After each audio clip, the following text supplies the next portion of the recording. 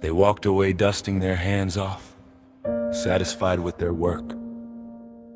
They took your vulnerability, that beautiful, open heart you gave them freely, and they weaponized it against you. They used your secrets as ammunition. They used your loyalty as a doormat. And when you finally collapsed under the weight of their betrayal, they didn't offer a hand up. They stepped over you. They left you in the rubble of your own life, assuming the elements would finish you off. But they made a critical miscalculation, a fatal error in their logic. They judged you by your exterior. They judged you by your circumstances. They didn't know about your constitution. They didn't check the blueprint of your soul. They forgot who signed the lease on your life. But let me tell you something that should make the hair on your arms stand up. You cannot bury a seed and expect it to die. You can only expect it to grow. They thought they were the undertakers, but God was using them as the gardeners. They thought they were digging a grave, but they were actually digging a foundation for a skyscraper that is going to touch the clouds. You need to understand the difference between destruction and renovation. Destruction is senseless. Renovation is purposeful. What you are standing in right now isn't a wreckage. It is a construction site. God cleared the lot. Yeah, it hurt. I know it hurt. It felt like your skin was being peeled off. It felt like your chest was caving in during those 3 a.m. panic attacks when the silence was so loud it screamed. You asked, why me? Why this? Why now?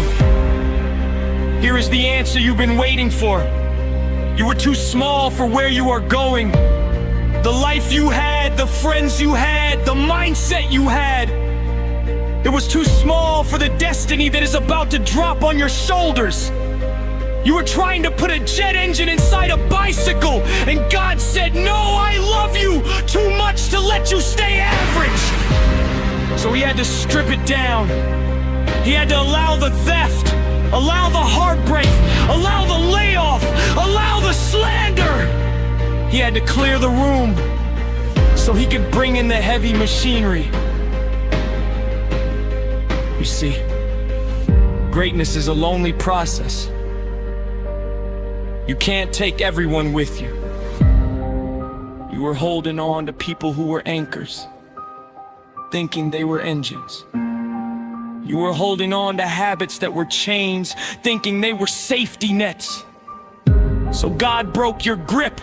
He shattered your comfort zone because he knew you would never let go on your own. You were settling for good enough, but you were created for exceptional. When you lose your fear of losing, you become unstoppable. What can they take from you now? You've already lost it all and survived. What can they say about you now? They've already said the worst and you're still here. You have become immune to their poison. You have become bulletproof to their opinions. Wipe your face, stand up. Fix your crown. The mourning season is done. The building season is here.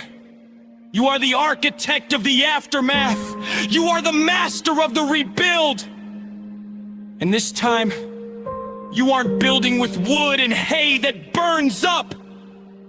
You are building with gold, silver, and precious stones. You are building a legacy that your children's children will stand on. They thought they broke you, poor things. They just broke the cage that was holding you back. They thought they ended your story. No! They just finished the introduction. Chapter 1 starts now! And let me tell you the rest of this book. It's gonna be a bestseller. It's gonna be a legend. So walk out that door and show them. Not with your words, but with your walk. Show them what a child of God looks like when they've been washed in the fire. Show them what it looks like when the underdog becomes the wolf. Show them that you are not a survivor. You are a conqueror.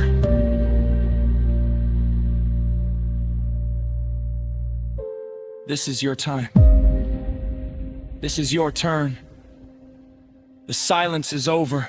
The roar is beginning.